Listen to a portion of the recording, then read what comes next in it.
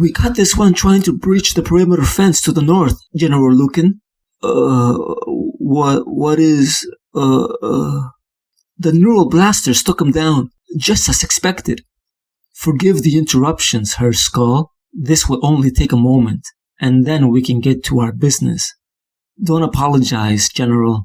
I'm always happy to wait when entertainment is provided. Keep your satisfaction to yourself, sadist. What I do here, I take no joy in. So, even after the fall, the Red Room still produces men such as yourself? I would have thought that time was long past. Did they tell you what happened to your predecessors, Red Guardian? General Alexander Lukin, under the authority of President Yeltsin, you are hereby under arrest for abandoning your post, for theft of government secrets and weapons, and for crimes of treason against Mother Russia. Mother Russia? I'm sorry to tell you that I am all that's left of the true Mother Russia, boy.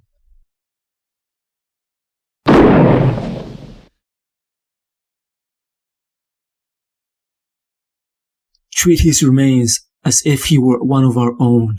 When we're finished here, I'll let them know where they can retrieve his body. Now, Herr Skull, I assume you still want to examine the items I have for sale? What is this, exactly? According to the schematics, it opens small windows into something called, the negative zone? This is all experimental work, or has it been field tested? Some has.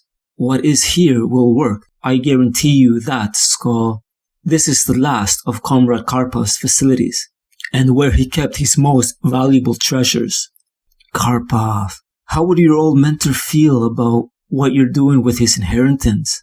Selling KGB-developed weaponry to the highest bidder? Why do you think he left this in my hands and not his superiors? He knew if the Soviet Union were to collapse, there must still be men willing to do the right thing for the cause. And I am not selling everything you see here. Most of it is leaving this sad country, along with myself and my men. I see then, man, God, this can't be what it looks like. Ah, yes, I've been going over the paperwork Comrade Karpav left on this one. He was apparently very useful in the Cold War, a secret weapon of a sort against the United States. How much do you want for it? I think not, Herr Skull. I have my own plans for that item, unless, of course, you would be willing to exchange it for the Cosmic Cube as it is known. The cube? What do you know about that? We know of many things you hold close, Skull, and I would value this Cosmic Cube quite highly if it is what I have heard.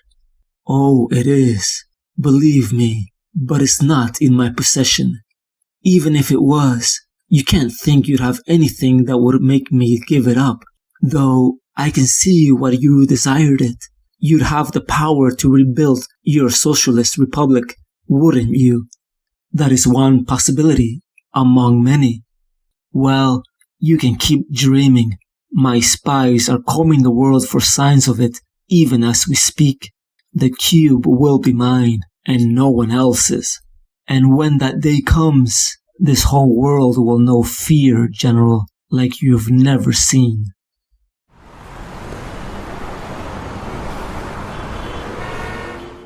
The cube is mine again, after so many years of searching and waiting. And this time, it won't go to waste. Because this time, my plans are laid out perfectly. Just a few hours more to go until midnight, and then Paris, London, and, of course, Manhattan will all burn for me. And we will harvest this death and destruction, and transmute it into energy to fill this imperfect cosmic cube melded together from shards of the one that were taken from me, or even shattered in my own hands by him. Steve Rogers, Captain America. This night is specifically for you, Rogers, which is why I've got a ringside seat to watch this city you love die. But then I had months to prepare, lying in a cell and staring at blank walls. While my spies kept you under watch, they've seen your tragedies, everything you've lost, and they've kept you distracted too, while you try to keep your game face on. Try to act like everything is just the same as it was before. But I know you, Rogers. I know what losing people does to you. You're at your lowest point, and that's why you'll never see me coming this time. How are you, Steve? Really?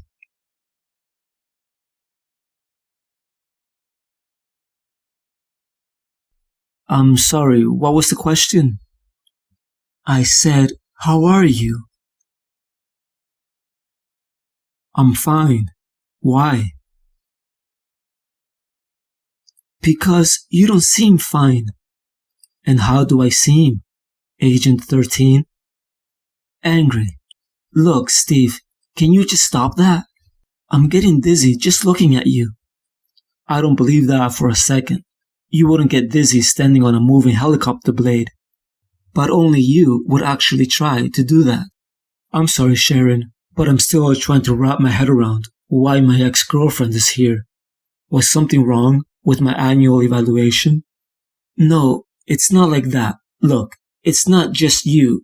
SHIELD wants personal liaisons for all government-funded operatives. Right. They're just starting with me and just happened to pick you for the job? Actually, I volunteered. Why? Maybe because I thought you needed someone who'd treat you like a person, not a living legend, who wouldn't pee their pants just to meet you. And maybe I thought you'd open up to me more than you did to the therapist in your annual evaluation, which I read, by the way. And you're lucky that guy didn't know you as well as I used to, or you might not have your security clearance levels right now. What's that supposed to mean? It means that SHIELD may not be worried about you yet, Steve, but I am. You're worried about me? You are Sharon Carter, right? Not a live model decoy? Stop it. I'm being serious here. Your actions have been a little extreme lately. Take the incident last week, for example. Last week?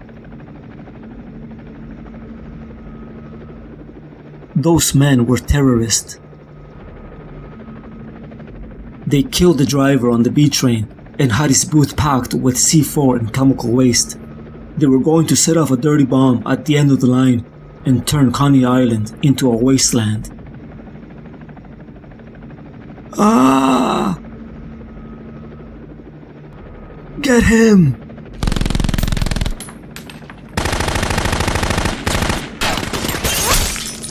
Hold your ground, damn it!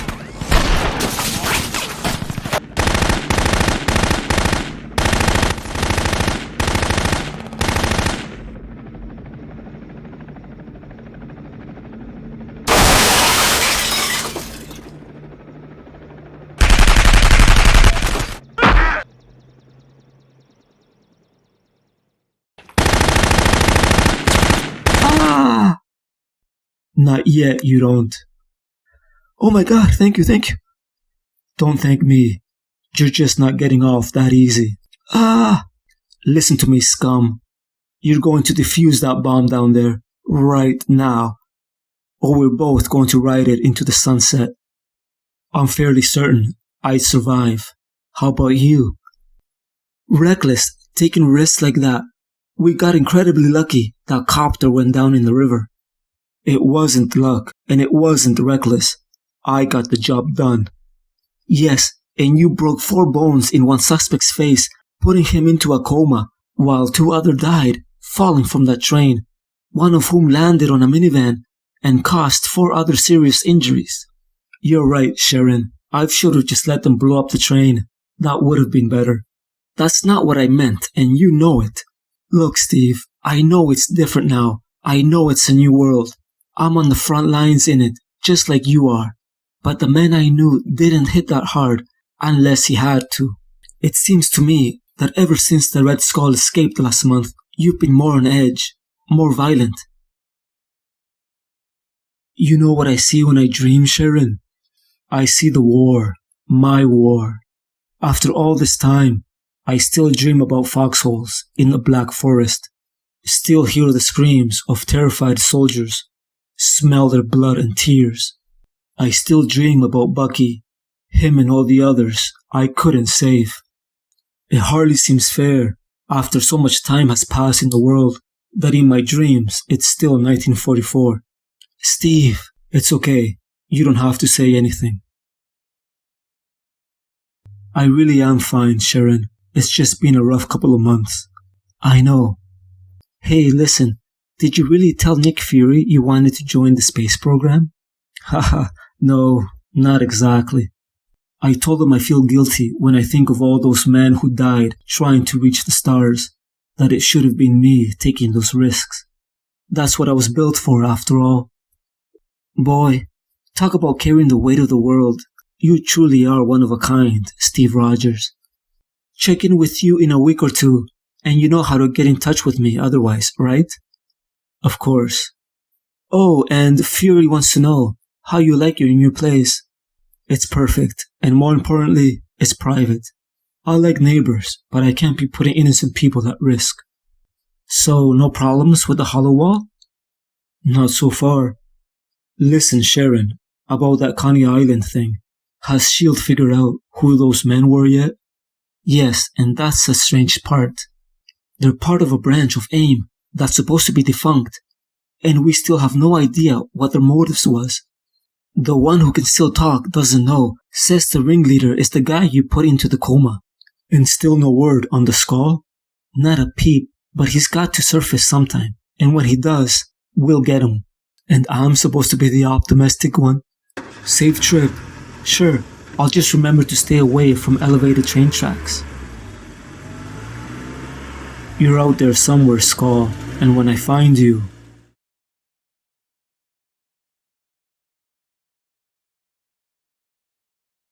You think you're safe in your new secret home, in the shadow of your Brooklyn Bridge, where no one knows the quiet man down the street is really Captain America?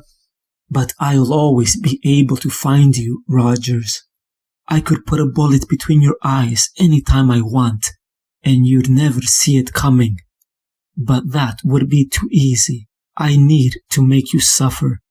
Because you do it so well, Rogers. Suffering, I mean. And that's our destiny, after all, isn't it? The two of us, locked in eternal combat down through the years, keeping each other miserable. What would we even be without the other? I suppose it's time we found out.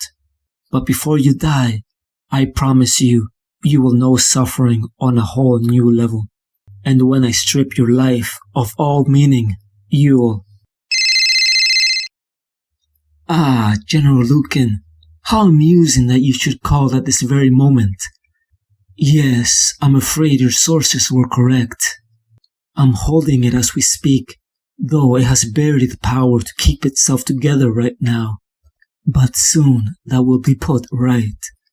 No, don't be a fool. I told you once there was nothing you had to offer me that... You're a powerful man. I'm well aware of that, General. But the time of your power making a difference is coming to its end. What? You're sorry I feel that way? Is that a threat, General? Maybe you're more of a fool than... What's this?